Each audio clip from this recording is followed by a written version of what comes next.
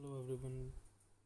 Today we are going to cover a very important topic of public administration, which comes under the ambit of accountability of parliament towards administration, towards citizens, or how does a parliament control over administration. See, there are three types of control in your syllabus: judicial control over administration, parliamentary control over administration, and executive control over administration. So today's topic is all about how does parliament control over administration and the accountability of it. So देखिए, जवाबदेहिता के ऊपर हम आज पढ़ेंगे और नियंत्रण के ऊपर आज हम पढ़ेंगे कि कैसे व्यवस्थापिका, लेजिस्लेचर, पार्लियामेंट, संसद आपकी जो है वो कैसे प्रशासन को कंट्रोल करती है. One of the forms of holding the government accountable for its actions is the question hour. देखिए, आपने कभी लोकसभा टीवी देखा हो, राज्यसभा टीवी देखा हो, या कोई न्यूज़ के अंदर जो है लाइव सेशन दिखाते हैं पार्लियामेंट के अंदर का. सो ऊपर चेयर पे स्पीकर बैठे होते हैं, नीचे आपके एमपीज़ होते हैं, एमएलएज होते हैं. सो सवाल जवाब चल रहा होता है, डिबेट्स चल रही होती हैं, डिस्कशंस चल रही होती हैं सरकार की पॉलिसीज़ के ऊपर कि एक्चुअल में क्या हो रहा है, क्या होना चाहिए, क्या गलत हो रहा है, ऐसा क्यों हो रहा है. बेसिकली ये सब वहाँ पार्लियामेंट के अंदर चल रहा होता है. उस प्रोसीजर के तहत वो ऐसा होना ही सरकार को जिम्मेवार ठहराता है, सरकार की जवाबदेहिता सेट करता है, अकाउंटेबिलिटी मैकेनिज़्म को सेट करता है.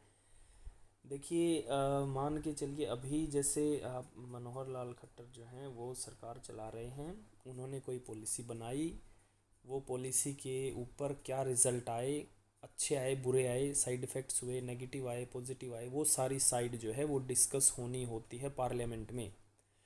सो अगर पार्लियामेंट डिस्कस करेगी तो प्रशासन के ऊपर कंट्रोल पैदा होगा. जैसे कि मंत्री ने कोई डिसीजन लिया, उस डिसीजन को अगर पार्लियामेंट में आप लेजिस्लेचर में आप डिस्कस करोगे, उसका लाइव सेशन चलेगा, उसके कल के आगे उसके न्यूज़ छपेगी, उसको जो है वीडियो के थ्रू लोगों तक, सिटीजन्स के को दिखाया जाएगा.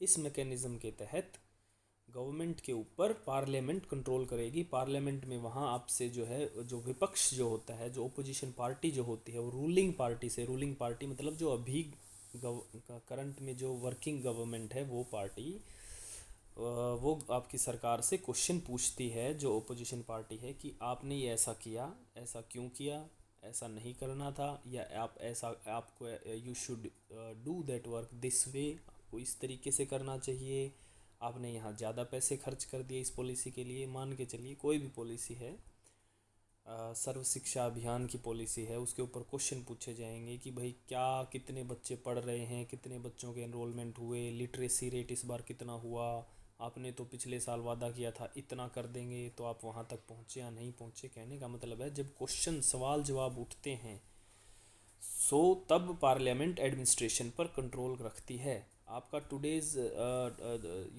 Topic is parliamentary control over administration. ठीक है, पार्लियामेंट कैसे कंट्रोल करती है प्रशासन पर. This is your heading of the chapter.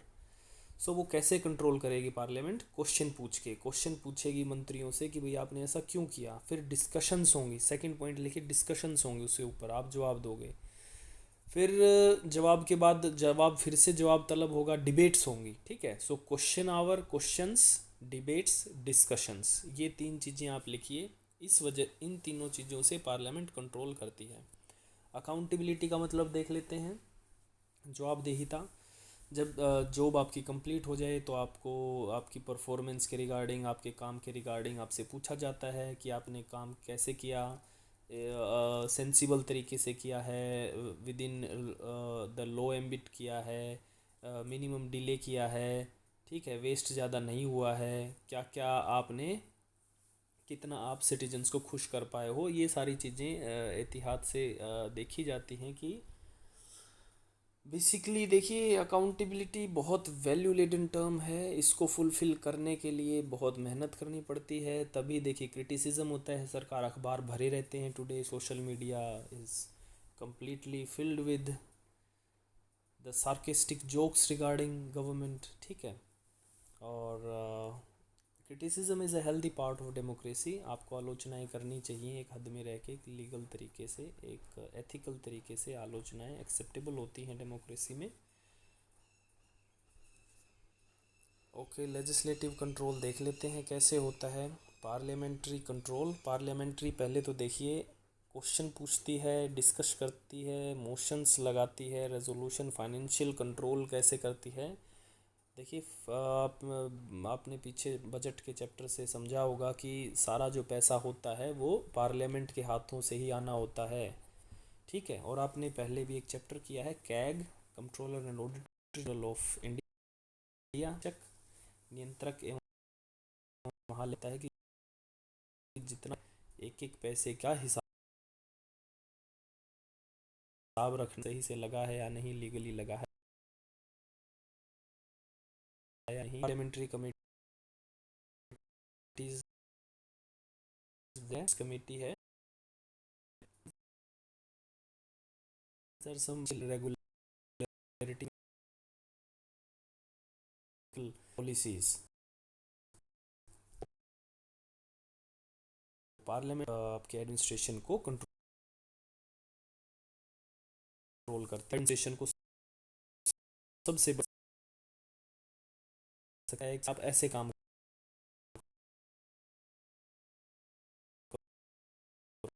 करोगे, आज ऐसा होगा, ऐसा पास कर दिया, अब ऐसा होगा, ऐसा कहते हैं के लिए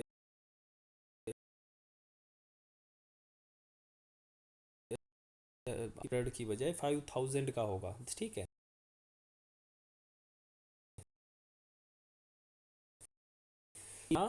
एडमिनिस्ट्रेशन अब जो कॉन्स्टेबल पूरा एडमिनिस्ट्रेशन प्रभावित हो गया कानून बनते ही, ठीक है। सो कानून बनाने की शक्ति है पार्लियामेंट के अंदर। सो पार्लियामेंट अगर कानून बना सकती है तो एडमिनिस्ट्रेशन को कंट्रोल भी कर सकती है, as simple as that. So parliament के पास शक्ति होती है स्ट्रक्चर, फंक्शंस, प्रोसीजर्स और पावर्स डिसाइड करने की एडमिनिस्ट्रेशन की, कि एडमिनिस्ट्रेशन का क्या ढांचा होगा, क्या उसके कार्य होंगे, क्या उसके प्रोसीजर्स होंगे, मतलब किस किस तरीके से वो काम करेगा और कितनी शक्ति रखेगा, ठीक है। क्वेश्चन आवर हम डिस्कस कर सकते हैं। MPs can ask questions to ministers, civil servants are required to keep records. देखिए, जो जो सवाल आपसे पूछे जाते हैं मंत्रियों से, रूलिंग गवर्नमेंट से, ओपोजिशन के द्वारा, वो मंत्री जो हैं पीछे से रिकॉर्ड लेके रखते हैं सेक्रेटेरिएट से, अपने अपने सेक्रेटरी से, आईएएस ऑफिसर से, कि भाई क्या डाटा है। सवाल पूछ लिया गया, भाई मान के चलो कोरोना के टाइम में बच्चे कितनी पढ़ाई कर रहे हैं, कितने ऑनलाइन हैं, कितने ऑफलाइन हैं। सो वो डाटा कलेक्ट करके देंगे मंत्रियों को। आपके अधिकारी जो उच्च स्तर पे बैठे हुए अधिकारी हैं, हायर लेवल के ऑफिशियल्स हैं, उनके पास जो है डाटा होगा कि इतने कॉलेजेस हैं जी, इतने बच्चे पढ़ाई नहीं कर पा रहे हैं, इतने बच्चे पढ़ाई कर पा रहे हैं, इतनों ने एडमिशन नहीं लिया इस साल बीमारी करके, ये जो भी है। सो वो सारी क्वेश्चंस जो हैं और उनके आंसर्स जो हैं वो आपको पार्लियामेंट में रखने होते हैं। इनको हम डिटेल में पढ़ेंगे आगे कि शॉर्ट ड्यूरेशन डिस्कशंस क्या होती हैं, कॉलिंग अटेंशन मोशन क्या होता है, ध्यान आकर्षण प्रस्ताव एडजर्नमेंट मोशन क्या होता है, अविश्वास प्रस्ताव no confidence motion, censure motion क्या होता है। सो देखिए, बजटरी सिस्टम के द्वारा कंट्रोल करेगा। अगला पॉइंट आप लिख लीजिए, बजट बनाना, बजट को अप्रूव करना एक शक्ति है पार्लियामेंट की, और इसके तहत ही एडमिनिस्ट्रेशन को कंट्रोल। देखिए, कोई भी पॉलिसी को 100 रुपये मिलें या 1 लाख रुपए मिलें या 10 लाख रुपए मिलें या 1 करोड़ रुपये मिलें, कितना भी, वो सब डिसीजन पार्लियामेंट का होता है। और पैसे के बिना कोई चीज़ यहाँ से वहाँ नहीं हिलती है, कोई पॉलिसी काम नहीं करती है। सो पार्लियामेंट के पास बहुत बड़ी पावर है एडमिनिस्ट्रेशन को कंट्रोल रखने की, through money, and that money is through budgetary system. Audit system मैंने समझा दिया।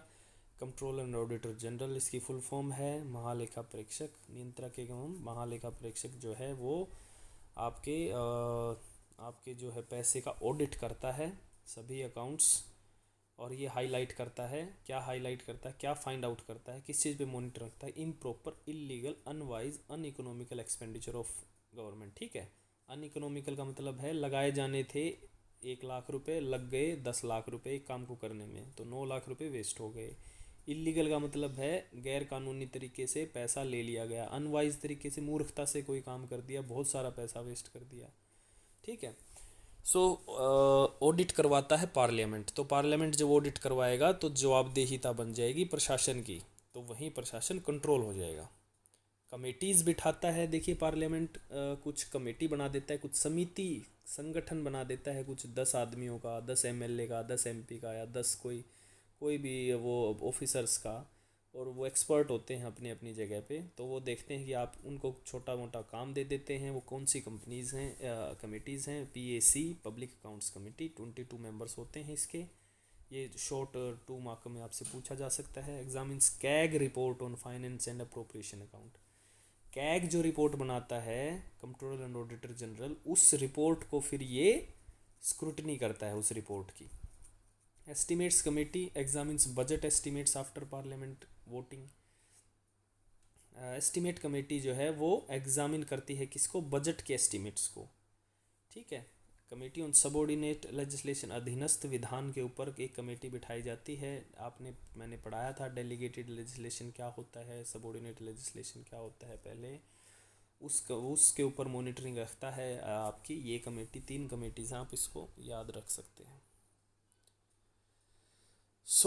ये एक और ब्रीफ है, कमेटी सिस्टम के द्वारा कंट्रोल करती है, कमेटी बिठा देती हैं। वो कमेटी क्या इंश्योर करती हैं, जवाबदेहिता और transparency to parliament. Question hour मैंने आपको बता दिया कि क्वेश्चन आवर होता है आपके जब कोई भी सेशन स्टार्ट होता है, फर्स्ट 2 आवर्स होते हैं, क्वेश्चन आवर्स डेडिकेटेड होते हैं, वहाँ सवाल जवाब, डिस्कशंस, डिबेट्स होते हैं। ओके, बजटिंग एंड ऑडिटिंग हम देख चुके हैं। Establish health relation, watchdog organisations. देखिए ये सारी चीज़ें हैं जो the media, the electorate, the public at large, civil society groups जो जवाबदेहिता पूछती हैं। ठीक है, पार्लियामेंट से भी और एडमिनिस्ट्रेशन से भी। This is the most appropriate graph. ऐसा ग्राफ आप एग्ज़ाम में बना सकते हैं, that will fetch you more marks. Modes of accountability of state enterprise, देखिए पार्लियामेंट्री कंट्रोल को देखते हैं सिर्फ। ठीक है, questions, debates, estimates committee, public accounts committee, parliamentary committee on public enterprises. Financial control कौन से हैं, बजटिंग, अकाउंटिंग, ऑडिटिंग। ठीक है, उसका लेखांकन रखते हैं, बजट को पैसा देते हैं और फिर ऑडिटिंग करवाते हैं। इस तरीके से पार्लियामेंट कंट्रोल रखती है एडमिनिस्ट्रेशन पे। फाइनेंशियल कंट्रोल को थोड़ा सा डिटेल में पढ़ेंगे, जैसे कि कंसोलिडेटेड फंड से जो पैसा निकालना होता है, आर्टिकल 114। ठीक है, मतलब कि बजट को अप्रूवल दे देना, इसकी थोड़ी डिटेल वर्जन है। Article 115 provides for supplementary additional. क्या कई बार क्या होता है, आपने बजट मिल गया आपको 1 लाख रुपए का कोई काम करने के लिए, उस काम को करने में आपको ज़्यादा पैसे लग गए, तो आप फिर से पार्लियामेंट से गुजारिश करते हैं कि मुझे एडिशनल कुछ और पैसा दिया जाए। तो सप्लीमेंट्री ग्रांट्स वहाँ दी जाती हैं, एडिशनल ग्रांट्स वहाँ दी जाती हैं, किसके तहत, आर्टिकल 115। ये सारी शक्ति भी पार्लियामेंट के पास है।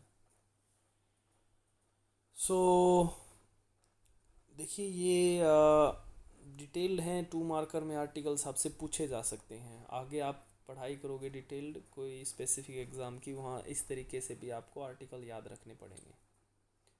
कमेटी ऑन पब्लिक अकाउंट्स है, जो कि हमने पहले पढ़ा था कि क्या किसको देखती है, examines the report of CAG. ये एक लाइन बहुत इम्पोर्टेंट है याद रखने की। और इसका काम क्या होता है, लास्ट लाइन देखिए, government spent money with in the scope of demand. ठीक है भाई, ये एरा गहरे तरीके से या इरेगुलर तरीके से, बेवकूफ़ी के तरीके से पैसा ना दिया जाए। जितना पैसा दिया जाए वो डिमांड में हो पहले से, ठीक है, उसकी डिमांड की गई हो। और इसके मेंबर्स कितने हैं, 22, ये आप याद रखोगे। कमेटी ऑन एस्टिमेट्स हम पहले कर चुके हैं। ये किस चीज़ पे, सिर्फ ये दो वर्ड याद रखोगे आप, इकोनॉमिक्स एंड एफिशिएंसी। ठीक है, कार्यकुशलता पर ये ध्यान देती है कि मनी जो है वो वेस्ट ना हो। ठीक है, उससे कारगर तरीके से काम लिया जाए, मिसयूज ना हुआ हो मनी का, मनी को अनवाइजली स्पेंट, मूर्खता से लगाया ना गया हो। कमेटी ऑन एस्टिमेट्स ये देखती है। ये भी कमेटी पार्लियामेंट के द्वारा बिठाई जाती है।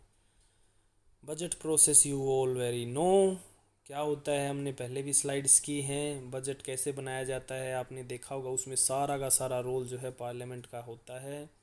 Parliament control over public finances. ठीक है, पब्लिक के सारे फाइनेंस पे पार्लियामेंट का कंट्रोल होता है through the approval of union budget. बस ये आपने याद रखना है कि बजट के ऊपर कंट्रोल पार्लियामेंट का होता है और सारे काम जो हैं बजट के थ्रू ही होते हैं।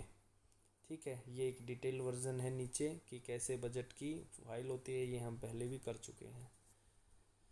क्वेश्चन आवर देख लेते हैं। One of the most important effective parliamentary devices through which public importance can be raised, matter of public importance. कोई भी जो आजकल देखिए, अगर क्वेश्चन आवर में कोई पूछा जाएगा तो मोस्टली डिबेट्स होंगी हेल्थ के ऊपर, वायरस के ऊपर, लॉकडाउन के ऊपर, इकोनॉमी के ऊपर। ठीक है, और बढ़ते हुए दामों के ऊपर लगा लो, ऑक्सीजन शॉर्टेज के ऊपर, मेडिकल फैसिलिटीज़ के ऊपर क्वेश्चन आवर का काम होगा। मोस्टली डिस्कशंस एंड डिबेट्स होंगी। 3 प्रकार के क्वेश्चन होते हैं। स्टार्ड क्वेश्चन, ठीक है, is one of which member desires N oral answer. Star लगा हुआ होगा जिस क्वेश्चन के आगे, उसको आपको जवाब ओरली देना होगा। Unstarred or no oral questions to them are to be given before such question and answers there are to placed on the table। देखिए, और कुछ एक ऐसे भी क्वेश्चंस होंगे जो आपसे लिखित में मांगे जाएंगे। आप वो डेटा कलेक्ट करके आप उसका लिखित में जवाब देंगे मीडिया को। सो ये रिटन और ओरल आंसर 2 प्रकार के ऐसे क्वेश्चन आंसर टाइप के मोड हैं। एक तो आपको खड़े खड़े बोलना पड़ेगा, आपसे पूछे जाएंगे, और ओपोजिशन पार्टी वाले रूलिंग पार्टी से पूछेंगे कि जी ऐसा ऐसा है, आप इसका जवाब दीजिए। So these are the 2 ways, unstarred questions and starred questions, in which you have to give orally and in written form। Calling attention motion, ये एक तरीका है, ये भी एक तरीका है। ध्यान आकर्षण प्रस्ताव की बहुत ही इम्पोर्टेंट कोई मैटर है, उसको जो है ध्यान आकर्षण प्रस्ताव लगा के आप सारा का सारा जो समय है पार्लियामेंट का, वो एक चीज़ पे फोकस कर देना चाहते हैं। और there is no debate on such statement, the proposed matters are raised after the questions and before the list of business is entered upon and at no other time during the sitting of the council assembly। इसको मैं simple words में समझाऊँ तो इसका देखिए ये रहेगा, call the attention of a minister to any matter of urgent public importance. बस इस लाइन को आप अंडरलाइन कीजिए।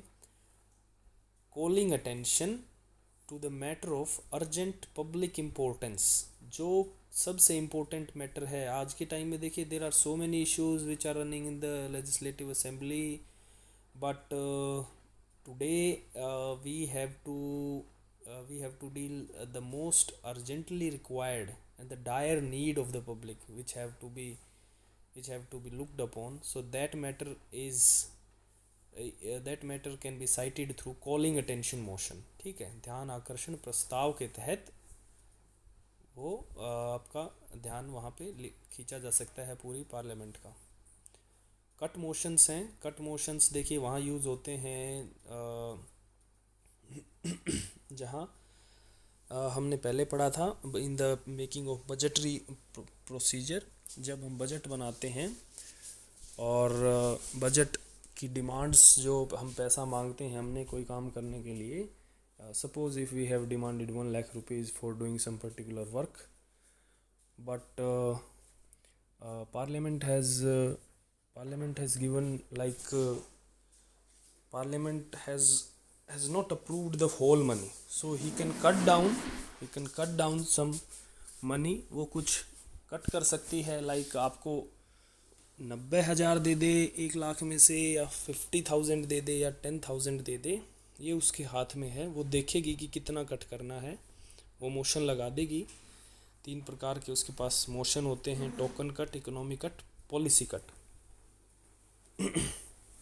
These are the cutting powers of parliament over budget. Like if you have demanded, if the administration has demanded 1 lakh rupees over some issue, over some policy, over some work, so अगर policy cut लगा दिया तो पूरी की पूरी amount ही काट दी जाती है।